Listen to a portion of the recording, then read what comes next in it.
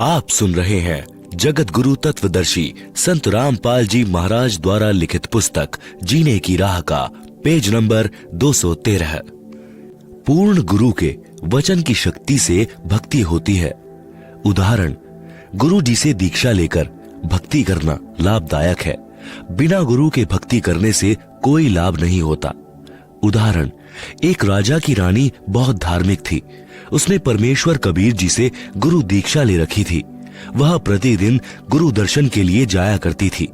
राजा को यह अच्छा नहीं लगता था, परंतु वह अपनी पत्नी को वहां जाने से रोक नहीं पा रहा था। एक दिन राजा ने अपनी पत्नी से कहा कि आप नाराज न हो तो बात कहूं। रानी ने कहा, कहो। राजा ने कहा कि आप अपने गुरु के पास जाती हैं। भक्ति तो गुरु के बिना भी हो सकती है।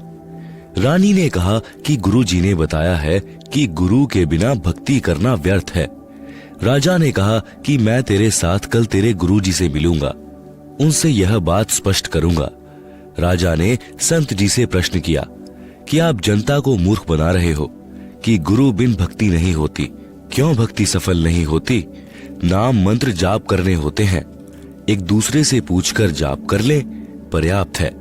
संत ने कहा, राजन, आपकी बात में दम है।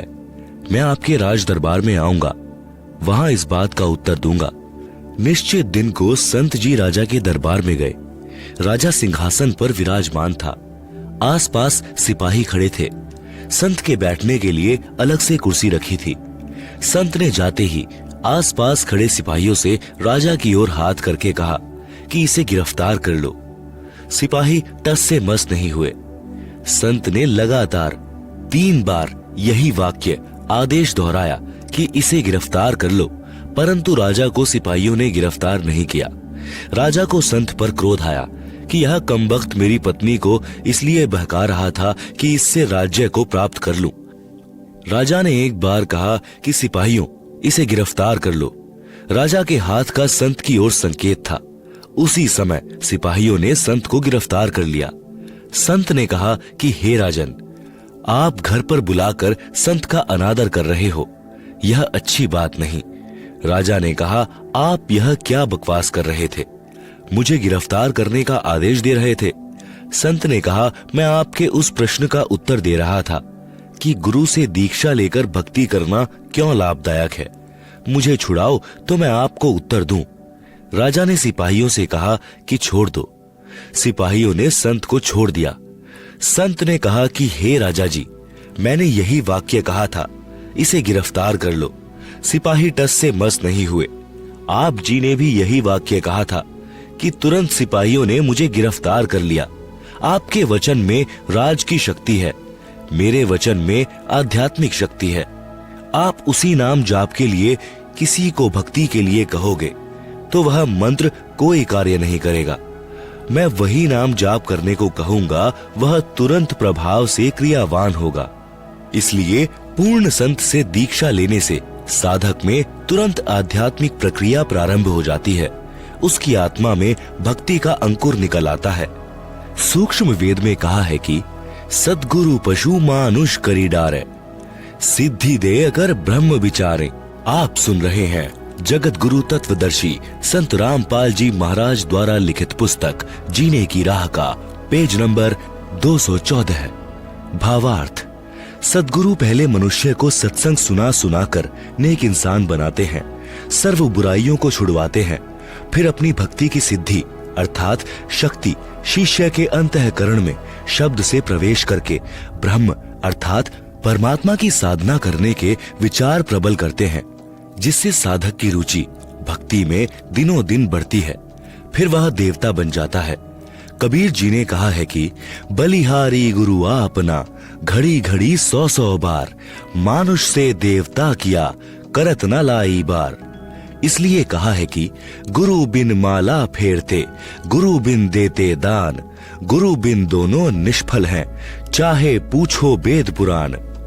योग यज्ञ तप दान करावे, गुरु विमुख फल कभी नहीं पावे। भावार्थ, गुरु बिन नाम जाप की माला फिराते हैं या दान देते हैं, वह व्यर्थ है। यह वेदों तथा पुराणों में भी प्रमाण है। फिर अंतिम चौपाई का भावार्थ है कि यदि दीक्षा लेकर फिर गुरु को छोड़कर उन्हीं मंत्रों का जाप करता रहे तथा यज्ञ, हवन, दान भी करता रहे, वह भी व्यर्थ है, उसको कोई लाभ नहीं होगा। तांते सतगुरु शरणा लीजय, कपट भाव सब दूर करीजय।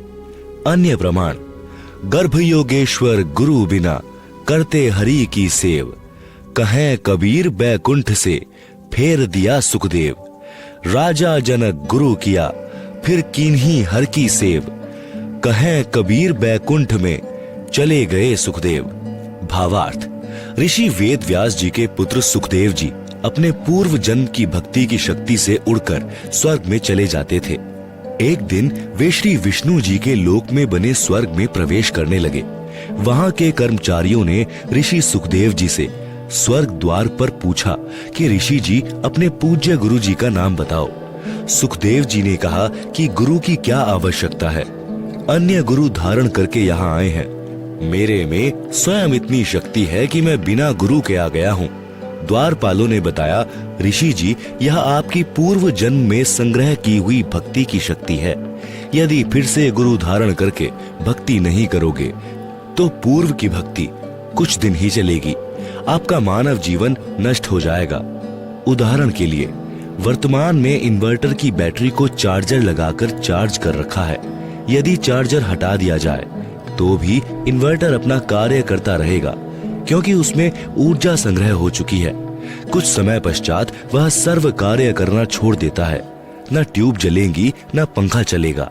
उसको फिर से चार्ज करना अनिवार्य है, उसके लिए चार्जर चाहिए। चार्जर गुरु जानो, बिजली परमेश्वर जानो। आप सुन रहे हैं जगत गुरु तत्वदर्शी संत रामपाल जी महाराज द्वारा लिखित पुस्तक जीने की राह का पेज नंबर 215। ऋषि सुखदेव में अपनी सिद्धि का अभिमान था, वह नहीं माना। बात भगवान विष्णु जी तक पहुंच गई। श्री विष्णु जी ने भी यह बात कही कि ऋषि जी पहले आप गुरु बनाओ, फिर यहाँ आओ। सुखदेव जी ने कहा, भगवान पृथ्वी लोक पर मेरे समान कोई नहीं है, न कोई ढंग का गुरु है। कृपा आप ही बताएं कि मैं किसको गुरु बनाऊं। श्री विष्णु जी ने बताया कि आप राजा जनक को गुरु बनाओ। यह कहकर श्री विष्णु जी अपने महल में चले गए। सुखदेव ऋषि वापस पृथ्वी पर आए। राजा जनक से दीक्षा लेकर उनके बताए भक्ति मंत्रों का जाप किया। तब ऋषि सुखदेव जी को स्वर्ग में रहने दिया। इसलिए गुरु बनाकर भक्ति करने से ही सफलता संभव है। बिना गुरु भक्ति, दान आदि आदि करना व्यर्थ है। गुरु पूरा हो, झूठे गुरु से कोई लाभ नहीं होता। प्रश्न, पूरे गुरु की क्या पहचान है? हम तो जिस भी संत से ज्ञान सुनते हैं वह पूर्ण सद्गुरु लगता है। उत्तर, सूक्ष्म वेद में गुरु के लक्षण बताए हैं। सतगुरु के लक्षण कहूं, मधुरे बैन विनोद। 4 वेद 6 शास्त्र, कह 18 बोध। संत गरीबदास जी, गांव छुड़ानी, जिला झज्जर, हरियाणा को परमेश्वर कबीर जी मिले थे। उनकी आत्मा को ऊपर अपने सत्यलोक यानी सनातन परम धाम में लेकर गए थे। ऊपर के सर्व लोकों का अवलोकन कराकर वापस पृथ्वी पर छोड़ा था। उनको संपूर्ण अध्यात्म ज्ञान बताया था। उनका ज्ञान योग परमेश्वर कबीर जी ने खोला था। उसके आधार से संत गरीबदास जी ने गुरु की पहचान बताई है कि जो सच्चा गुरु अर्थात सतगुरु होगा वह ऐसा ज्ञान बताता है कि उसके वचन आत्मा को आनंदित कर देते हैं, बहुत मधुर लगते हैं, क्योंकि वे सत्य पर आधारित होते हैं। कारण है कि सतगुरु 4 वेदों तथा सर्व शास्त्रों का ज्ञान विस्तार से कहता है। यही प्रमाण परमेश्वर कबीर जी ने सूक्ष्म वेद में कबीर सागर के अध्याय जीव धर्म बोध में पृष्ठ 1960 पर दिया है। गुरु के लक्षण 4 बखाना। प्रथम वेद शास्त्र को ज्ञाना, दूजे हरि भक्ति मन कर्म बानी, तीजे समदृष्टि करी जानी, चौथे वेद विधि सब कर्मा, ये 4 गुरु गुण जानो मर्मा। सरलार्थ, कबीर परमेश्वर जी ने कहा है कि जो सच्चा गुरु होगा उसके 4 मुख्य लक्षण होते हैं। पहला, सब वेद तथा शास्त्रों को वह ठीक से जानता है। दूसरे वह स्वयं भी भक्ति मन कर्म वचन से करता है। अर्थात उसकी कथनी और करनी में कोई अंतर नहीं होता। तीसरा लक्षण यह है कि वह सर्व अनुयायियों से समान व्यवहार करता है, भेदभाव नहीं रखता।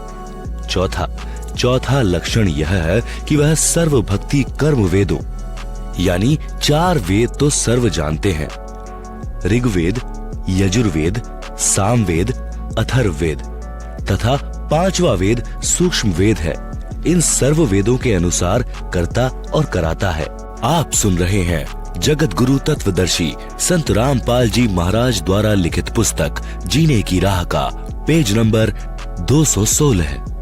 वेदों यानी 4 वेदों ऋग्वेद, यजुर्वेद, सामवेद तथा अथर्ववेद में केवल ओम यह एक नाम है जाप करने का।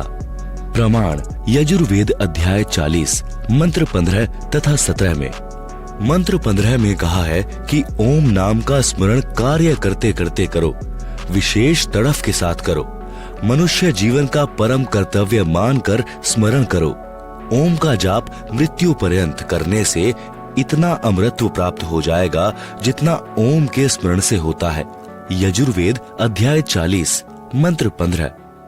यजुर्वेद अध्याय 40 मंत्र 17 में वेद ज्ञान दाता ब्रह्म ही है। कहा है कि जो पूर्ण परमात्मा है वह तो परोक्ष यानी छुपा है यानी अव्यक्त है, वह सबकी दृष्टि में नहीं आता। उसकी जानकारी यजुर्वेद अध्याय 40 मंत्र 10 में बताई है कि उसका यथार्थ यानी ज्ञान तत्वदर्शी संत ही जानते हैं। उनसे सुनो। फिर यजुर्वेद अध्याय 40 मंत्र 17 में आगे कहा है कि अहम खम ब्रह्म यानी मैं ब्रह्म हूँ, मेरा ओम नाम है, मैं ऊपर दिव्य आकाश रूपी ब्रह्म लोक में रहता हूँ। यजुर्वेद अध्याय 40 मंत्र 17। यही प्रमाण श्री देवी महापुराण यानी गीता प्रेस गोरखपुर से प्रकाशित सचित्र मोटा टाइप केवल हिंदी के 7वें स्कंद में पृष्ठ 562-563 पर श्री देवी जी ने राजा हिमालय को बताया है कि राजन, आप यदि आत्म कल्याण चाहते हो तो मेरी भक्ति सहित सर्व बातों को छोड़ दो, केवल एक ओम नाम का जाप करो, ब्रह्म प्राप्ति का उद्देश्य रखो, इससे आप ब्रह्म को प्राप्त हो जाओगे। वह ब्रह्मलोक रूपी दिव्य आकाश में रहता है। इससे स्पष्ट हुआ कि वेदों में केवल एक ओम नाम ही जाप का है। श्रीमद् भगवद गीता जो वेदों का सारांश है, उसमें अध्याय 8 श्लोक 13 में कहा है, ओम इति एकाक्षरम ब्रह्म व्याहरण माम अनुस्मरण यह प्रयाति त्यजन देहम सह याति परमाम गतिम। अनुवाद, गीता ज्ञान दाता ब्रह्म ने कहा है कि मुझ ब्रह्म का केवल ओम यानी ओम यह एक अक्षर है, इसका उच्चारण स्मरण करता हुआ जो साधक शरीर त्याग कर जाता है वह मृत्यु उपरांत ओम नाम के स्मरण से मिलने वाली परम गति अर्थात ब्रह्मलोक को प्राप्त होता है। श्रीमद् भगवद गीता तथा वेदों में इसके अतिरिक्त अर्थात ओम यानी ओम के अतिरिक्त कोई नाम ब्रह्म साधना का नहीं है। प्रमाणित हुआ कि ओम यानी ओम नाम का जाप शास्त्र प्रमाणित है। गीता ज्ञान दाता ने स्पष्ट किया है कि अर्जुन, तेरे और मेरे बहुत जन्म हो चुके हैं, आगे भी होंगे। मेरी उत्पत्ति को ऋषि तथा देवतागण नहीं जानते। गीता अध्याय 2 श्लोक 12, गीता अध्याय 4 श्लोक 5, गीता अध्याय 10 श्लोक 2। इससे सिद्ध हुआ कि गीता ज्ञान दाता ब्रह्म नाशवान है तथा जन्मता मरता है। इसके पुजारी भी जन्म मरण के चक्र में ही रहेंगे। इसलिए गीता अध्याय 8 श्लोक 16 में कहा है कि ब्रह्मलोक में गए साधक भी पुनर्जन्म में रहते हैं। इसलिए गीता ज्ञान दाता ने गीता अध्याय 18 श्लोक 62 में कहा है कि हे भारत, तू सर्व भाव से उस परमेश्वर की शरण में जा, उस परमेश्वर की कृपा से ही तू परम शांति तथा सनातन परम धाम अर्थात सत्यलोक को प्राप्त होगा।